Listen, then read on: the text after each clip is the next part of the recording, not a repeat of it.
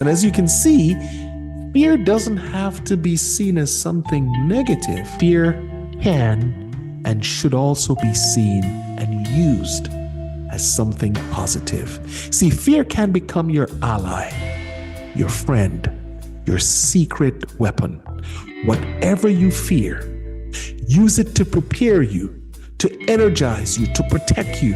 But as I said earlier, just never let fear stop you. I sincerely hope you got that message about fear.